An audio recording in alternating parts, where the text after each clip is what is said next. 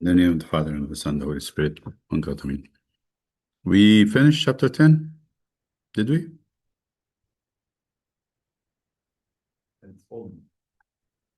The last part. Yes. Okay.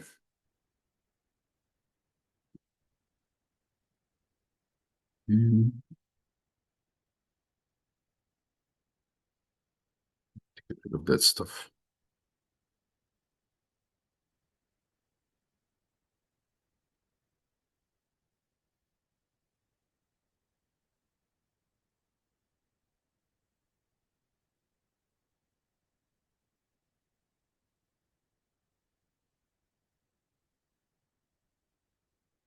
Okay.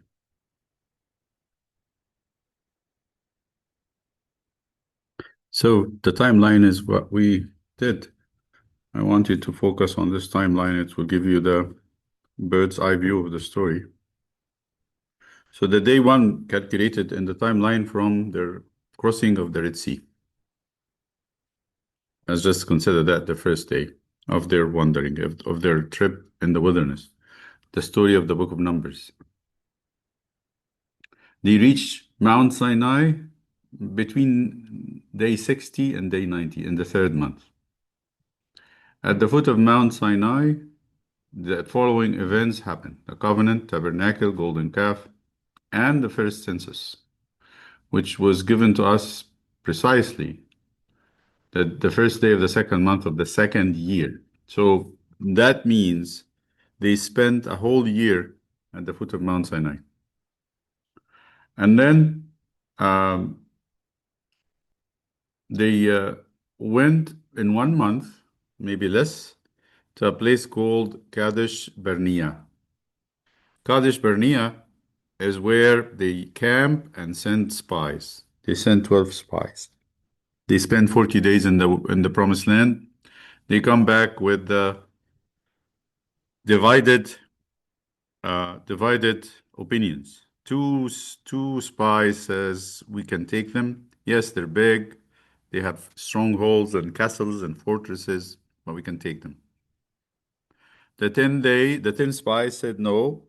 The people are giants. We look like grasshoppers next to them, and we don't think we can do anything about it. So people started to complain.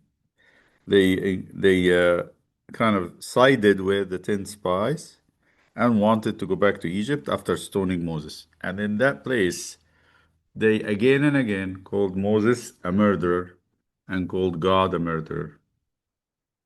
It was very bad. God was very displeased.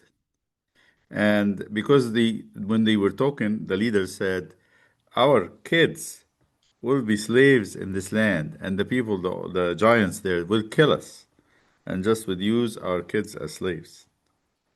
So God said, that's it. If that's what you're saying, your kids will be the one to inherit the land. You're not going to see it.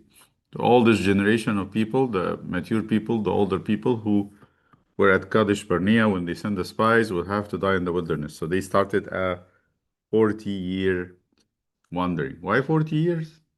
Why not 30, not 90? And God said that for every day the spies spend in the land, he will spend 1 year walking in the wilderness. So that 40 days, which here means many things. One of them is that you need to understand a generation roughly in the Bible is 40 years. Comes from this. And in the mind of the Bible, a generation is 40 years. What else? That 40 years represent the change. Number 40 is a change. So to make sure that we have a solid change, 40 days have to pass. Or for bigger things will be 40 years. They come back to the same place, but not Kadesh Barnea. They call it the plains of Moab. Moab today is Jordan. They are camping in the plains. No hilly ground, no mountains, plains of Moab. Where Moses gives 3 speeches, they make up the book of Deuteronomy. The story of their wandering around 40 years is Numbers. The 3 sermons or talks given by Moses in Deuteronomy is the book of Deuteronomy, where the Shema is in the second. this course. What happened over there when they're camping? Balak, the king of Moab, see them in his plains. They're at his doorstep. They are right here. And he gets very alarmed and he wanted to curse them. He calls Balaam, and you know the story of the donkey. Everybody knows it. So it's an interesting story in the book of Numbers where Balaam, we don't know, it's an enigmatic character, very obscure. We don't know exactly much about him, but he seems like he's a soothsayer, some kind who spiritually active. But here you find out from Balaam that a prophet can also be a bad prophet. Not all the prophets are good prophets. It's a gift. You can know things. You can, call spells. And maybe he's dabbling with, black magic. But God was able to talk to him. So when he said to God, Balak the king is sending me and he's promising me a lot of money if I curse Israel. And God said, don't curse Israel. These are my people. I blessed them. Dare you curse them? And Balak thought about it and he called God again. Let me go and just try to do something about this. And I will not do anything you'd not like. And God said, don't go and curse them. Then he said it the third time and God said, go. So he took his female donkey, rode on it, taking a big trip to see. So Balak the king set him up like a stage on a big mountain so he can do whatever spells he want to do, overlooking the camps of Israel. He's going to see them, and then he's going to have to utter a spell. And he's famous, notorious for really effective bad spells. So on his way, on the donkey, an angel an angel obstructed the way of the donkey. The angel started to do this like this, and the donkey saw the angel. The female donkey saw the angel. And the female donkey didn't want to go. So Balaam started beating the donkey. And the donkey actually would turn to this side. The road is open to Balaam, and he doesn't see it. Unfortunately, he's blinded. He can't see. So eventually, the donkey, out of the beating, forced, because the angel is standing in front of the donkey, forced Balaam against a wall. And it seems like it pinched his leg. And he screamed with pain and he started yelling and screaming and beating the donkey very hard. Eventually, situation was dire. Donkey started talking to Balaam and said to him, how many years I've been with you? Have I ever disobeyed you once? And he said, no, but this time you're angering me so much. I mean, he's talking with it like, and then Donkey said, I didn't do that out of my own will.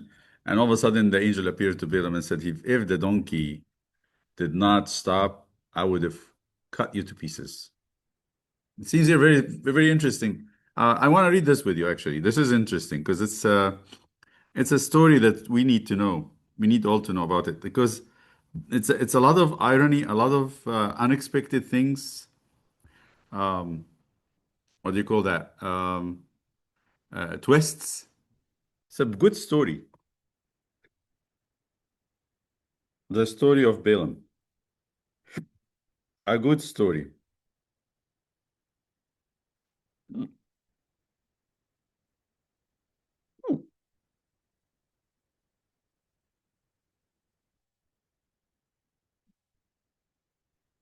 It's nice. Okay. I'm gonna give you one, a cold one. Oh, it's cold. Not. And what I'm gonna do with it? Uh, which chapter is it in Numbers? Numbers 24. So 25. Okay. So go to Bible Gateway. Numbers.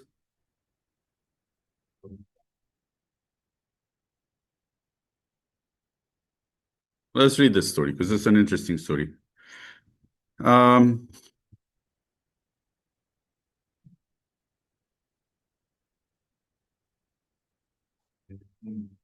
in verse 10, now the children of Israel moved on and camped in Oboth, and they journeyed from Oboth and camped at Agi Abarim. in the wilderness, which is east of Moab, that's Jordan, toward the sunrise. From there, they moved and camped in the valley of Zered. From there, they moved and camped on the other side of the Arnon, which is in the wilderness that extends from the border of the Amorites. For the Arnon is the border of Moab between Moab and Amorites. Therefore, it said to the book of wars of the Lord, Wahib in Suphah, the brooks of the Arnon, and the slope of the brooks that reaches to the dwelling of Ar and lies on the border of Moab. He's quoting another book. Um,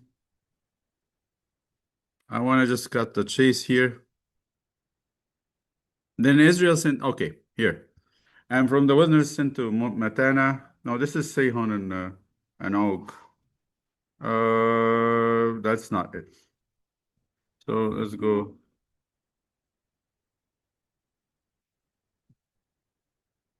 Not it. Right. Then the children of Israel moved. Here we go. And camped in the plains of Moab on the side of the Jordan across from Jericho. That's Jordan. Now Balak, the son of Zippor, saw all that Israel had done to the Amorites, because they killed two kings. Remember that in Tasbihah? Og, the king of Bashan, and Sihon, the king of the. They did kill them. They did defeat them before they went to the plains of Moab at the very end of their journey. So he heard about it, Balak. And Moab was exceedingly afraid of the people because they were many. And Moab was sick with dread because of the children of Israel. So Moab said to the elders of Midian, now this company will lick up everything around us, as an ox licks up the grass of the field. And Balak the son of Zippor was king of the Moabites at the time. And he sent messengers to Balaam the son of Beor at Bethor, which is near the river in the land of the sons of his people, to call him, saying, look, some people say that he was living in Iraq. Look, a people has come from Egypt. He was very famous. Balaam was very famous. See, they cover the face of the earth and are settling next to me. Therefore, please come at once, curse this people for me, for they are too mighty for me. Perhaps I shall be able to defeat them and drive them out of the land. For I know that he whom you bless is blessed, and he whom you curse is cursed. Seems like a prophet. So the elders of Moab and the elders of Midian departed with the diviner's fee. They have the money in their hand. And they came to Balaam and spoke to him the words of Balak. And he said to them, lodge here tonight, and I will bring back word to you, as the Lord speaks to me. So the princes of Moab stayed with Balaam. Then God came to Balaam and said, who are these men with you? So Balaam said to God, God is speaking to Balaam. So Balaam said to God, Balak the son of Zippor, king of Moab, has sent to me, saying, look, a people has come out of Egypt, and they cover the face of the earth. Come now, curse them for me. Perhaps I shall be able to overpower them and drive them out. And God said to Balaam, you shall not go with them. You shall not curse the people, for they are blessed. God is defending them. So Balaam rose in the morning and said to the princes of Balak, go back to your land, for the Lord has refused to give me permission to go with you.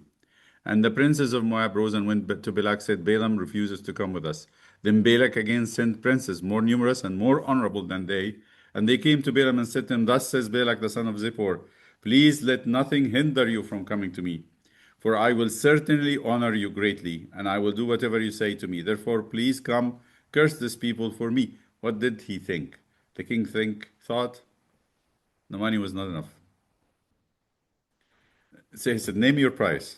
Then Balaam answered and said to the servants of Balak, though Balak were to give me his house full of silver and gold, I could not go beyond the word of the Lord my God to do less or more. Beautiful, lovely. But now, therefore, please you also stay here tonight, that I may know what more the Lord will say to me. What do you see? What do you see? It seems like he's a God-fearing man, a prophet who will not do anything God didn't tell him to do. At the same time, he's still interested.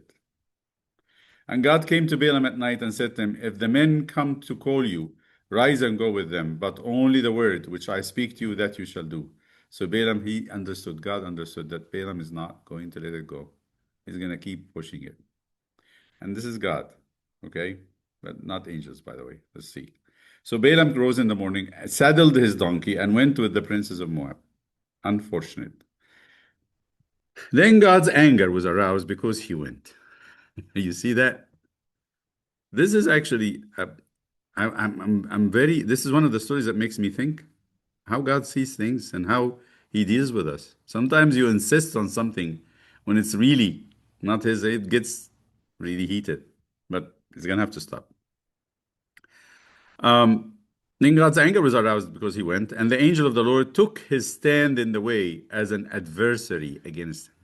We see this happening a few times in the Bible.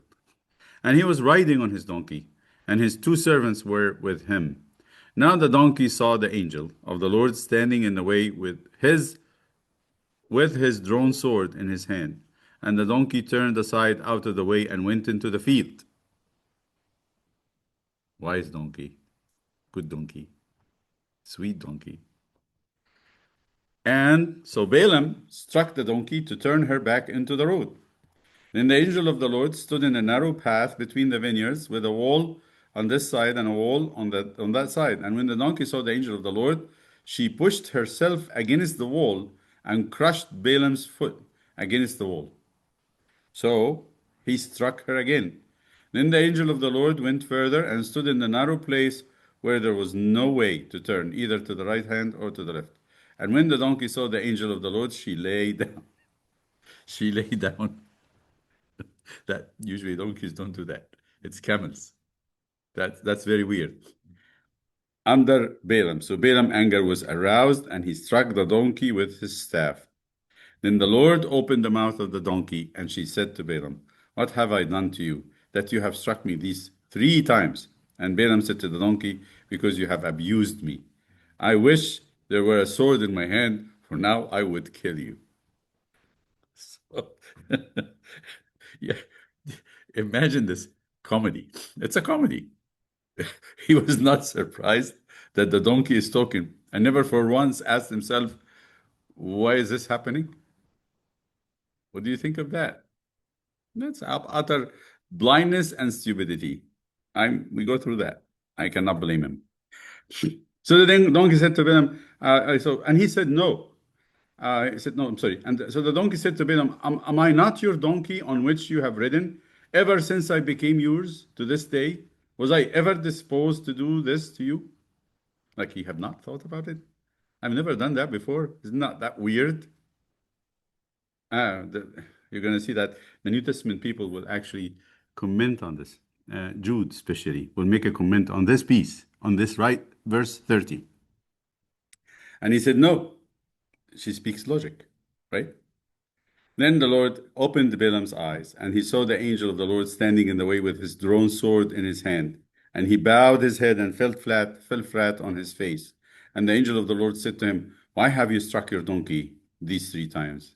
The angel was angry, actually, that he kept beating the donkey. Behold, I have come out to stand against you, because your way is perverse before me. The donkey saw me and turned aside from me these 3 times. If she had not turned aside from me, surely I would also have killed you by now and let her live. Imagine. And Balaam said to the angel of the Lord, I have sinned, for I did not know you stood in the way against me. Now, therefore, if it displeases you, I will turn back. Then the angel of the Lord said to Balaam, go with the men, but only the word that I speak to you, that you shall speak. So Balaam went with the princes of Balak. Who is that? Who is this? I think so. I think so. Because this sentence here, the word I speak to you, you shall speak. And not only that, there is also another one. I surely would have killed you by now, let her live. No. Um,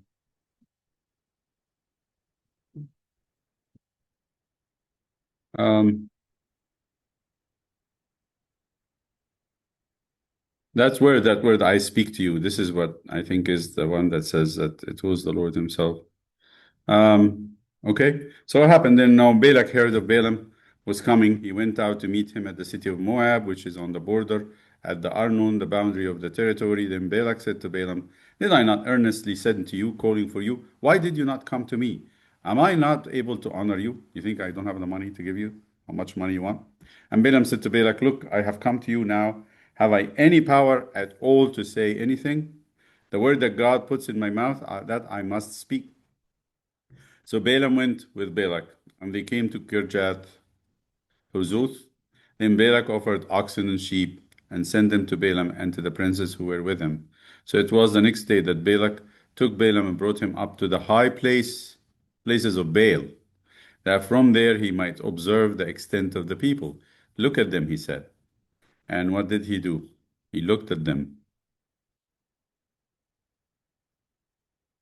Then Balaam said to Balak, build 7 altars for me here, and prepare for me here 7 bulls and 7 rams. And Balak did just as Balaam had spoken. And Balak and Balaam offered a bull and a ram on each altar. Then Balaam said to Balak, stand by your burnt offering, and I will go. Perhaps the Lord will come to meet me. And whatever he shows me, I will tell you. So he went to the desolate height. And God met Balaam, and he said to him, I have prepared the 7 altars. I have offered on each altar a bull and a ram. Then the Lord put a word in Balaam's mouth and said, return to Balak, and thus you shall speak. So he returned to him, and there he was standing by his burnt offering, and he and all the princes of Moab, and he took up his oracle. What's oracle?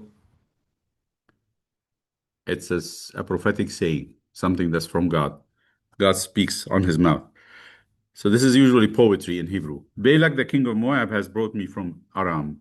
Aram is where he comes from. Where is Aram? But then Aram is where Abraham come from, Iraq. So he's coming from all the way from Iraq to the Jordan to do this job for Balak. From the mountains of the east, come, curse Jacob for me, and come, denounce Israel. Denounce him, get rid of him, as if it doesn't belong to God. How shall I curse whom God has not cursed?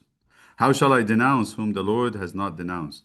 For from the top of the rocks I see him, and from the hills I behold him. There, a people dwelling alone, not reckoning itself among the nations. Who can count the dust of Jacob, or number 1/4 of Israel? Let me die the death of the righteous, and let my end be like this. Then Balak said to Balaam, what have I done? What have you done to me? I took you to curse my enemies, and look, you have blessed them bountifully. So he answered and said, must I not take heed to speak what the Lord has put in my mouth? Then Balak said to him again, please come with me to another place from which you may see them. You shall see only the outer part of them, and shall not see them all. Curse them for me from there. So he brought him to the field of Zophim, to the top of the Pisgah. Pisgah is now a place here. Most of the south have Pisgahs. This is where you can see Israel and bless. It's a very, if you see that name on a town, Pisgah is actually in the west, near, It's a name? yeah, it's a name of a place, of a town, of a city in North Carolina. There's many Pisgahs. Build 7 altars and offer the bull and ram on each one. And he said to Balak, stand here by your burnt offering while I meet the Lord over there. The Lord met Balaam and put a word in his mouth and said, go back to Balak, and thus you shall speak. So he came to him, and there he was, standing by his burnt offering, and the princes of Moab were with him. And Balak said to him, it's a big entourage. This is not a very, it's made in front of big people, big crowd. Balak said to him, what has the Lord spoken? Then he took up his oracle, the prophetic uttering, and said, rise up, Balak, and hear. Listen to me, son of Zippor. God is not a man that he should lie, nor a son of a man that he should repent, means turn his mind. Has he said, and will he not do? Or has he spoken, and will he not make it good? Behold, I have received a command to bless. He has blessed, and I cannot reverse it. He has not observed iniquity in Jacob. What? Anybody see anything wrong with that? That was agreeing to that take the land. What do you mean sin? Sin. Yeah. He had not observed iniquity in Jacob, nor has he seen wickedness in Israel. Ay, ay, ay. That's a tough one. Whether you're talking about the person, Jacob the person, or Jacob the nation, they have not done sins. This is crazy, isn't it? Maybe not his sinned against God. They did a lot. Didn't they worship a golden calf? All of them? Or He- some people didn't? the whole nation actually made it. when Moses left, including Aaron, his brother. Some of them were like very sad, but the whole nation, you're talking about Israel. I'm not talking about the individual, talking about the nation. Did they not complain about against God? Did they not just 40 years ago turn back and said we're not going to take the promised land because it's deadly feet? But, like you said, we're talking the language of covenant. If God is married with Israel, they will forgive you. God will forgive you. This is yes. So this is what we call the eyes of grace. God doesn't see them. This is what St. Paul is going to say in Ephesians. And blameless in his sight and love means he sees no fault in us. And the shout of the king is among them. God brings him out of Egypt. He has strengthened them. He has strength like a wild ox. For there is no sorcery against Jacob, nor any divination against Israel. It now must be said of Jacob and of Israel, oh, what God has done. Something beautiful. Look, a people rises like a lioness and lifts itself up like a lion. It shall not lie down until it devours the prey and drinks the blood of the slain. Then Balak said to Balaam, neither curse them at all, nor bless them at all. He was angry. So Balaam answered and said to Balak, did I not tell you, saying, all that the Lord speaks that I must do?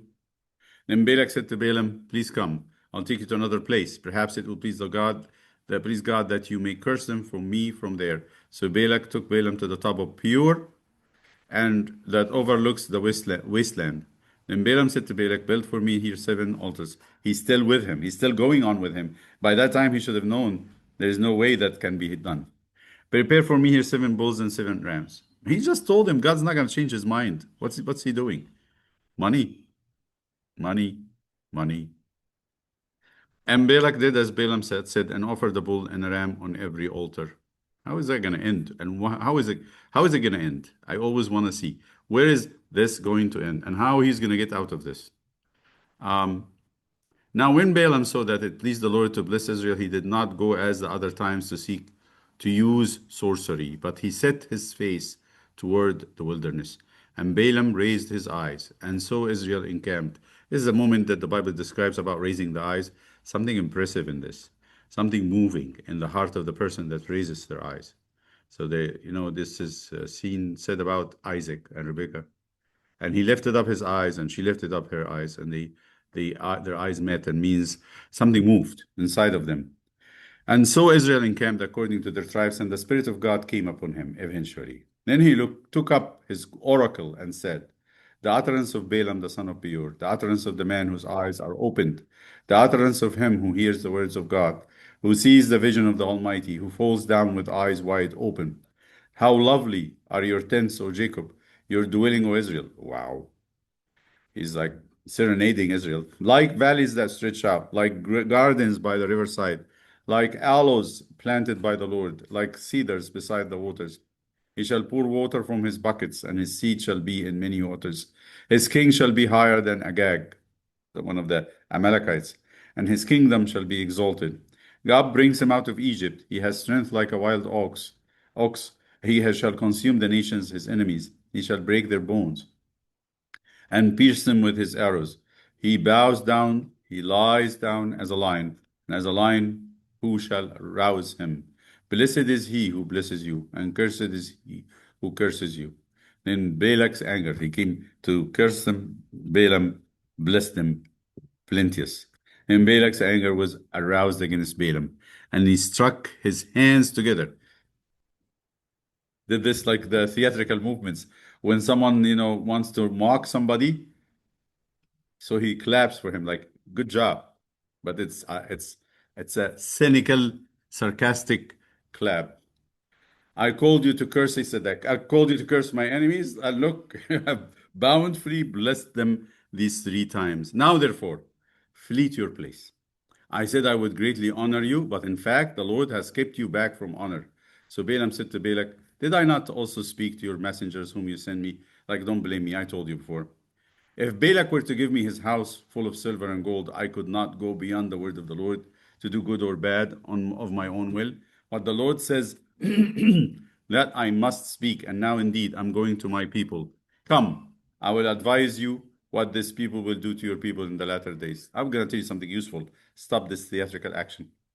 So he goes and gives the fourth prophecy, and this is very profound. So he took up his oracle and said, the utterance of Balaam the son of Beor, the utterance of the man whose eyes are open, the utterance of him who hears the words of God and has the knowledge of the Most High, who sees the vision of the Almighty, who falls down with eyes wide open. I see him, but not now. I behold him, but not near. What's he looking at? What does he see?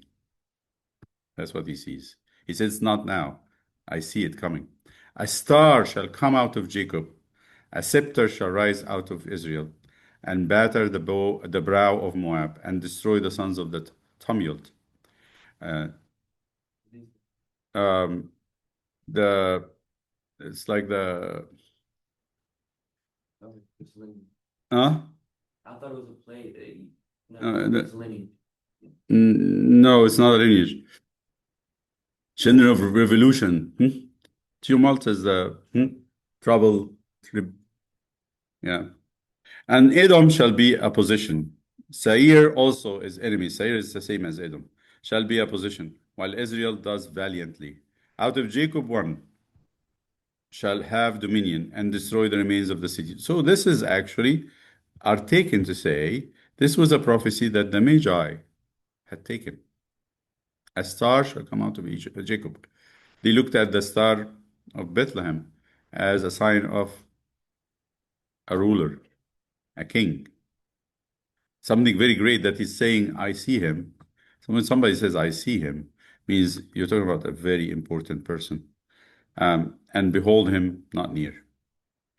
So how many years after? It's going to be actually 1500 years later when Jesus comes. Out of Jacob one shall have dominion and destroy the remains of the city. Then he looked at on Amalek, and he took up his oracle and said, Amalek was first among the nations, but shall be last until he perishes. And then goes on. So Balaam rose and departed, returned to his place. Balak also went his way. What we don't know here, that's not mentioned.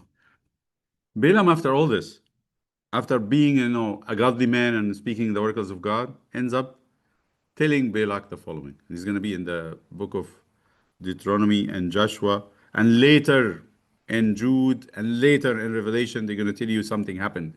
That Balaam, before he left, because he's interested in money, he said, I couldn't curse them. I'm going to give you some advice. You and I cannot curse them. They are protected by God. But the only way to do this is to let them curse themselves. And Balaam said that we got very interested.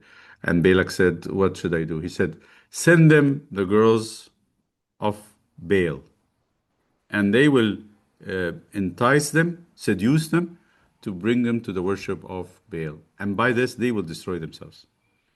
Very important to say that. Let me give it to you just because it's very important. I cannot tell you how important this is in Jude, and Jude is describing what Balaam had done. He's describing him in a very negative language. Let me see, Book of Jude.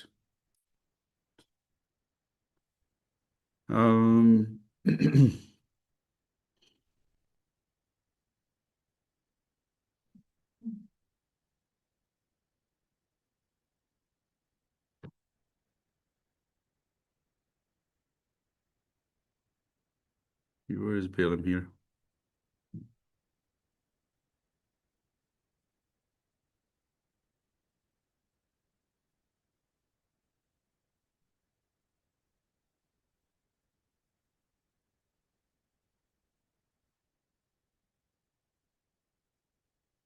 Here.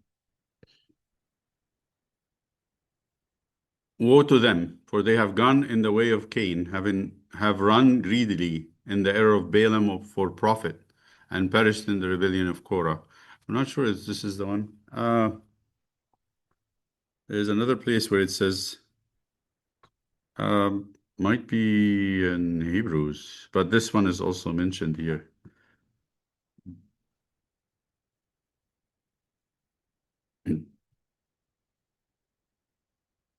Where he says, a dumb beast rebuked the stupidity of the prophet.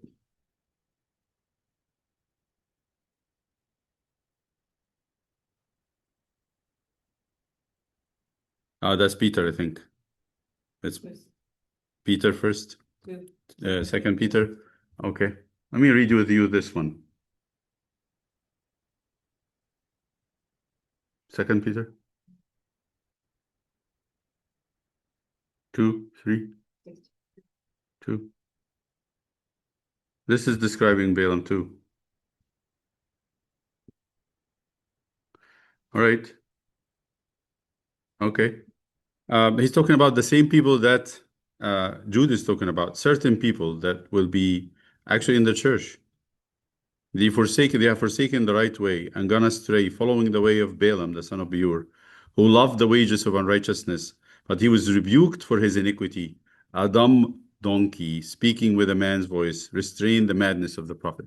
It's very comical, very, very intriguing. I love this verse because it says, look at the contrast. The donkey is speaking common sense, but the prophet lost his mind after money. Something got him, and then all common sense is gone. Could not stand his ground. Now the other one is this. We got it in actually in the book. Um, Deuteronomy talks about, and Joshua talks about where they looked for Balaam. Actually, they looked for him, and they went and killed him. Can we look for that? They searched for Balaam, and they killed him. Revelation. Revelation 2. C.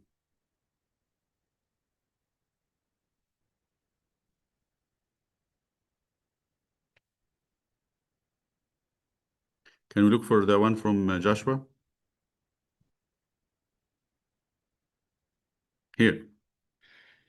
In the church to, I'm going to do the revelation. To the angel of the church in Pergamos, what did he say? One of the letters. But I have few things against you, because you have those who hold the doctrine of Balaam. What is the doctrine of Balaam? Who taught Balak to put a stumbling block before the children of Israel, to eat things sacrificed to idols, and to commit sexual immorality. That's what the advice of Balaam was. Just send them those girls. They will be all set. You don't need to do anything with them.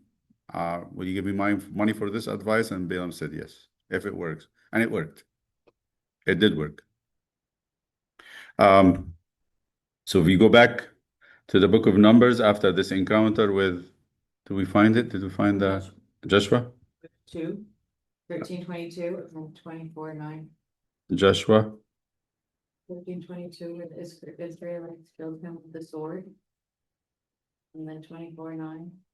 So the children of Israel also killed with the sword Balaam the son of Beor, the soothsayer, among those who were killed by them. They looked for him out of anger and zeal. They said, "This is a very cursed man who come to make us stumble us and to make us sin." And the second one is 24, the last chapter, right? 9, 24. Here we go. So he's talking about what God did with them. Then Balak the son of Zippor, king of Moab, arose to make war against Israel, and sent to call Balaam the son of Beor to curse you. But I would not listen to Balaam. That's what God said. Therefore he continued to bless you. I delivered you out of his hand. So that's God saying, I delivered you out of the hand of Balaam. What else I want to tell you about Balaam? Where's the other one? Yeah, we want to go back to the numbers. What numbers? What do we see? Numbers what? 24. I want to go to 24.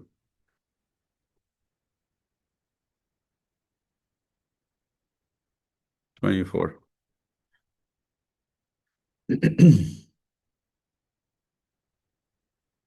What's he gonna? So he left, but it didn't tell us here that Balaam is the one behind this.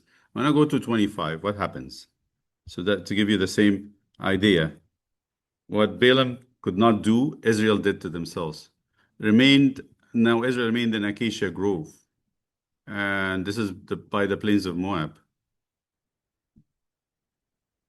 And the people began to commit harlotry with the women of Moab. They invited the people to the sacrifice of their gods, and the people ate and bowed down to their gods. So Israel, whose advice was this? Balaam. He's the one. Which I want you to think about this, and I'm going to give you this question to think about. What does that teach us? So Israel was joined to Baal of Beor, joined, covenant.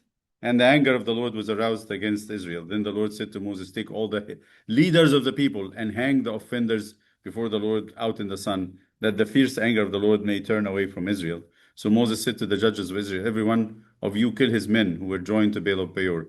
And indeed, one of the children of Israel came and presented to his brethren a Midianite woman in the sight of Moses, and in the sight of all the congregation of the children of Israel, who were weeping at the door of the tabernacle of meeting. They said, this is a sign of weakness.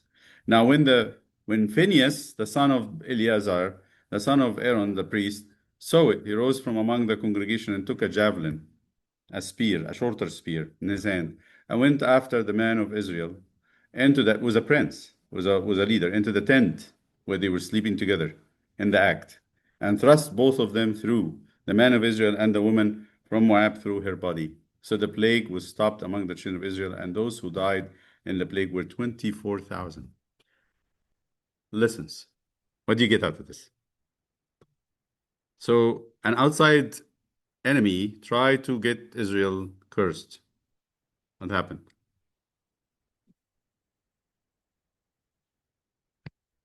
God was a shield. But when this shield was broken,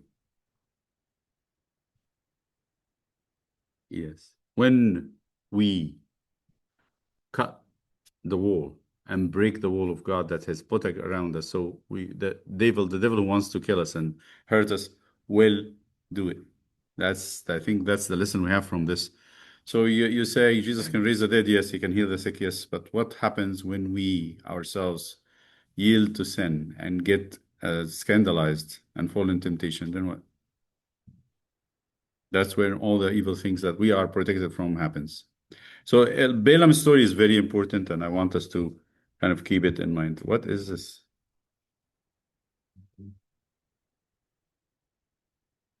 All right, so let me see. We're almost at the end of time, but let us finish this piece here. So this happened here. In the timeline, it happened here. Here. Balak asked Balaam to curse Israel apostasy and plague, and then they do a second census because now the numbers changed. The 40 years changed the generations, and also some people died in that plague at the place. So imagine Moses, just somebody had said this and really touched me big time. Moses as a person who takes care, a shepherd of the people. How old was he when he started the journey with Israel? Anybody knows? 40 when he killed the Egyptian and he had to run away from Pharaoh. He was 40 years old. Spending 40 years in Midian, marrying and having 2 sons. When God met him at the burning bush, he was 80. An 80-year-old. And that's how he started his career as a prophet. From that time, he spent how many years more with Israel? It's 40 because they have looped in the desert 40 years. So how old is he now? 120. So you have spent 80 years of your life taking care of these people, trying to bring them closer to God, to bring them to the promised land, and you get disappointed. First, they don't make it to the promised land. Second, at the door of the promised land, they go against God again. So what do you think he feels like? I don't want to hear it because it's not going to be a nice, decent word. He feels like I'm done. Of course, of course, it's really sad, and it's very depressive. But he gets the courage to go and talk to the people for the last time, and he tells them, "You're going to do this over and over again, and it's not going to be the end. You're going to end up being exiled." He foretold the exile 1,000 years before it happened. So very profound things happened, and shows the contrast between the holiness of God and the faithfulness of God and the protection of God and the weakness of the people and the faithlessness. That we're very fickle. We promise and we break our promises. That's why I say when somebody comes to confess and say, I'm not going to do this again, I promise you. When I said, don't do that. Not going to happen. You trust God and you just be humble. That's all what you can do. And try as much as you can not to sin. From Mount Sinai to Kadesh Barnea, and then from at Kadesh Barnea, where this all happened, and then sin at the plain of Moabs. We just talked about this. That was chapter 10. Yeah. We can start 11 today. Just how much we have? Huh? No? No? Huh? The time we have? Uh-huh. 3 minutes? 4 minutes. 4 minutes. Let's start. Now we come to the conquest of the land. So listen, this is important. What God promised Abraham in chapter 15 of Genesis is going to fulfill in the book of Joshua at the very end. So that promise given at the beginning of the Torah will be fulfilled in the sixth book. Some people say actually the Torah is not 5, it's 6, because the promise fulfilled, answered, if you want to say the climax. You know, the story plot. So in the plot you have exposition, you have rising action, you have climax, you have falling action, you have resolution. Usually say the conflict and the climax is a question and an answer. So the conflict says, will they get to the promised land? And the climax says, yes. So the question is asked in 15, Genesis 15. And the answer was given in the book of Joshua, not in Deuteronomy. Deuteronomy is where they set up the camp in the plains of Moab. They are at the doors of the promised land, but they're not getting in until Joshua takes over and Moses died. And that's very interesting because Moses had done something that God said, you're not going to enter the people to the land. So you have this chapter covering from the conquest of the land, from the promise being fulfilled to the first king or the second king. So it covers Joshua, Judges, Ruth, 1st and 2nd Samuel. The book of Joshua is a narrative book, 24 chapters. The name Joshua, which means the Lord is salvation, Yeshua in Hebrew, Isos in Greek, and Jesus in English. Joshua is the same name as Jesus. So the fathers of the church, I remember reading my first time reading commentary on the Bible, because I loved the Old Testament. I read Abu Tadris Ya'ub, and he brought fathers, patristics on the name Joshua. They said it's very suitable because although Moses, which is the lawgiver, was the most important prophet in the Old Testament, but he did not bring the people to the promised land. There's something about that. Who brings the people to the promised land? Jesus. It's natural. Moses is only a lawgiver, and the law did not help us to come to heaven. Who helped us to really come to where God is? It is Jesus. So Joshua is the same name as Jesus, the Lord is salvation. Joshua's original name was Hosea. It's Moses who changed his name to Joshua. His name change was prophetic, for it made Joshua a type of Jesus Christ, for sure. Moses, the lawgiver, could not bring Israel to the promised land, which shows that the law of Moses cannot save the people, but Joshua brought them in, and in this, he was a type of Jesus Christ who brings us his own to heaven through grace. And this is John Chrysostom. Now, I forgot that was written here. The book of Joshua is a book that documented the fulfillment of God's first promise to Abraham and the fourth promise to Israel. The book of Joshua divides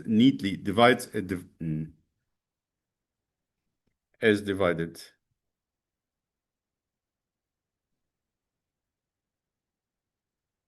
Neatly into two principal sections.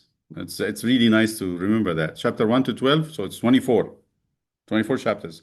The first half, 1 to 12, record the conquest. 13 to 24 describe the assignment of tribal territories and dispersal of the tribes throughout the land of promise. The two sections. So, two sections. 1 to 12, they are fighting as much as they could and clearing the land. From 13 to 24 is where they divide the land. They take, everyone goes to have a piece of the land. According to that, you remember from Numbers? How they divided the land. Moses started. Yes, the big chunks of land were the tribes, but how did everybody know they're going to have a piece of land there, and how much is it? It's according to the census. That's the whole point of the census. The first censuses were to number the people, because they're going to divide the land on the numbers of fighting men, 20 years and older, from all the tribes except Levites. So the first section, choosing Joshua after the death of Moses and the Lord's promise to be with him as he was with Moses, chapter 1. Rahab and the two spies, the covenant with Rahab in chapter 2. Crossing over, I'm going to just do this a column. Crossing over the Jordan, the water of the Jordan stopped at the right side, where they come from. They come from the Sea of Galilee up north, and they were crossing into Jericho. So this is the west, east. Sorry, it's east, west, right? If this is north, south, that's east. Yeah, it's just for my back. So east. They're crossing from the east to the west. So the Jordan runs like that. The water stopped here and they were crossing here, so it was on the right side. The water stopped on the right side of the Israelites as they crossed. Joshua encountered the commander of the heavenly army in circumstances similar to Moses encountering the Lord in the burning bush with the same language and the preparation for war, chapter 5. The fall of Jericho, the victory was made by the priests carrying the Ark of the Covenant. Don't forget that. Some people, when you listen to Protestants telling you the Bible, things are omitted, things are ignored, things are overlooked because it doesn't make sense to them. What you need to know, and this is important for the Bible study itself, it was the priests carrying the Ark of the Covenant that allowed Israel to overcome Jericho. Why? They were supposed to go around it with the Ark of the Covenant, and they have to have their trumpets. And when the priests blow the trumpets, the whole people. So their strength was in the priesthood. And that's why you see it later in Samuel. When they go fight the Philistines, what do? They send the two sons of Eli with the Ark of the Covenant, but then because God was not with them, what happened? The two sons were killed and the ark was taken. So you have to keep that in mind. When you understand this, you understand that the Nazarite vow, where people leaving their hairs grow and they become part of the priestly service. By the way, Samuel is not, and I insist, some people have other opinion. He's not a Levite. He's not from the Aaron family, but he acted as a priest. Why? He is actually from Ephraim. He's a son of Ephraimite.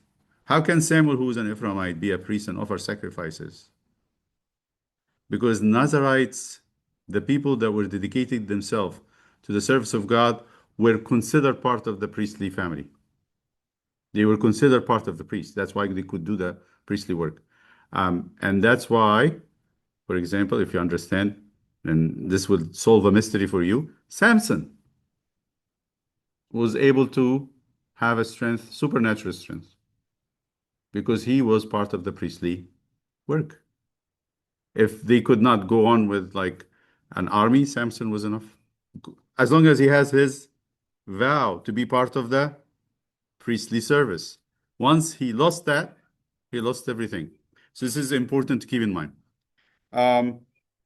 So when they went to Jericho, Jericho was supposed to be the first fruit of the promised land. You have to give everything to God, nothing to be kept at all. When the consecration was not complete, they suffered defeat at Ai, the second city in the promised land. When the situation was corrected, Ai was taken. The covenant with the Gibeonites, and this is something we're going to hear about in Samuel.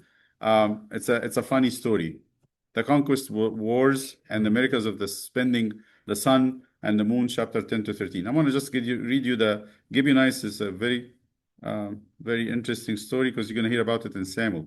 So keep that one in your mind. Again, another story. It's in chapter 9. It shows you how holy people sometimes are naive, but not without a reason. Joshua 9. Before they go and take over the land. And it came to pass when all the kings who were on this side of the Jordan, in the hills and the lowland, and all the coasts of the great sea toward Lebanon, the Hittite, the Amorite, the Canaanite, the Perizzite, the Hivite, the Jebusites heard about it, that they gathered together to fight with Joshua and Israel with one accord. He made an alliance. But when the inhabitants of Gibeon heard that Joshua had done to Jericho and what they done to Jericho and Ai, they worked craftily. What do you want? What do you mean? Craftily. Sneakily, yeah. They have a trick. And they went and pretended to be ambassadors. And they took old sacks on their donkeys, old wineskins torn and mended, old and patched sandals on their feet, and old garments on themselves, and all the bread of their provision was dry and moldy. And they went to Joshua to the camp at Gilgal, the place where they did the first they had to circumcise again that place, and said to him and to the men of Israel, "We have come from a far country. Now, therefore, make a covenant with us." Then the men of Israel said to the Hivites, they are Hivites, part of the people that they need to kill. "Perhaps you dwell among us. So how can we make a covenant with you? Oh, don't trick us. Are you coming here to trick us?" All right. But they said to Joshua, "We are your servants." And Joshua said to them, "Who are you? And where do you come from?" So they said to him, "From a very far country. Your servants have come because of the name of the Lord your God. We have heard of his name, of his fame, and all that he did in Egypt, and all that he did to the two kings of the Amorites, Sihon and Og, that you sing of, and who were beyond the Jordan, to Sihon, king of Heshbon, Og, king of Bashan, who was at Ashtaroth. Therefore, our elders and all the inhabitants of our country spoke to us, saying, Take provisions with you for the journey, and go to meet them and say to them, We are your servants. Now therefore make a covenant with us. This bread of ours we took hot for our provision from our houses on the day we departed to come to you, but now look, it's dry and moldy. And these wineskins which we filled were new, and see, they are torn. And these, our garments and our sandals, have become old because of the very long journey. They lied, for sure. What? Do you blame them? Do you really blame them? No. Then the men of Israel took some of their provisions, but they did not ask counsel of the Lord. That's the mistake. So Joshua made peace with them and made a covenant with them to let them live. And the rulers of the congregation swore to them by God, they will not kill them or make wars with them. And it happened at the end of 3 days after they had made a covenant with them that they heard that they were their neighbors who dwelt near them. Then the children of Israel journeyed and came to their cities. On the third day, they're supposed to kill them. Now their cities were Gibeon, Shephera, Beerot, and Kirjath Jearim. But the children of Israel did not attack them because of the rulers of the congregation had sworn them by the Lord God of Israel. And the whole congregation complained against the rulers. Then all the rulers said to the whole congregation who have sworn to them by the Lord God of Israel, Now therefore, we may not touch them. This we will do to them. We will let them live, lest wrath be upon us because of the oath which we swore to God, to them. Who's going to kill them? Who's going to get crazy and kill them? They were wise people. They understood this is wrong. King Saul. King Saul will get really crazy and start doing this. And the ruler said that because of that, there will be a big tragedy at one point in the time of David, because you will hear about when we come to Sam. And the ruler said to them, Let them live, but let them be woodcutters, water carriers for all the congregation, as the Lord had promised them. Then Joshua called for them and spoke to them, saying, Why have you deceived us? As if he doesn't know, right?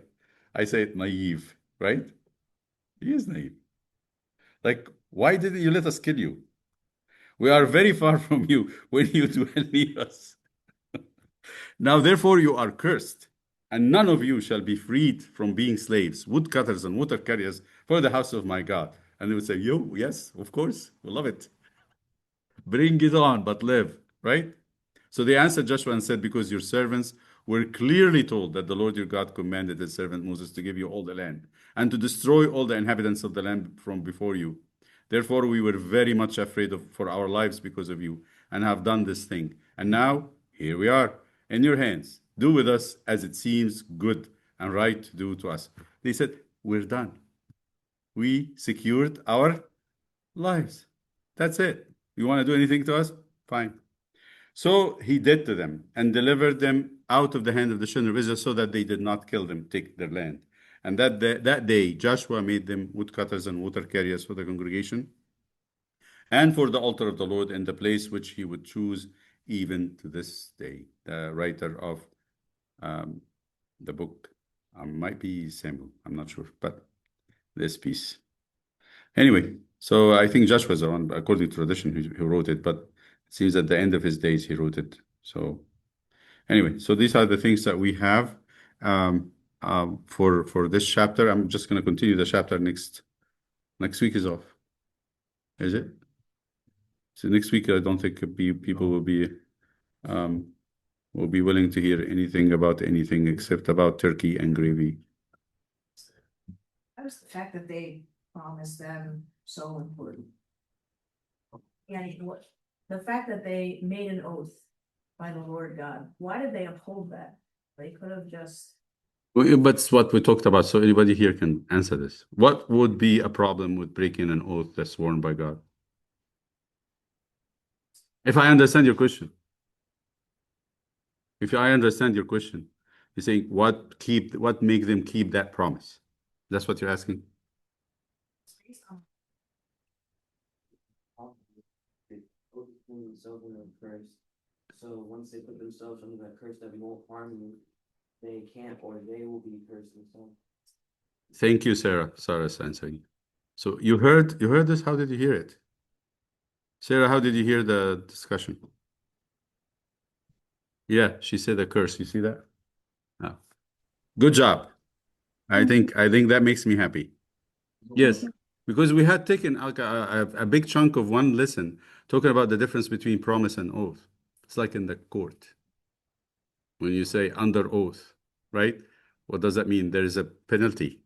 Somebody who makes a a witness or a statement under oath, it's totally different than somebody just making a statement, right? That's what it is. In this case, it will be a curse, and it will happen. It will happen. Once Saul did this, the curse will come on Israel. Israel will be cursed because of them. Anyway, let's say our Father.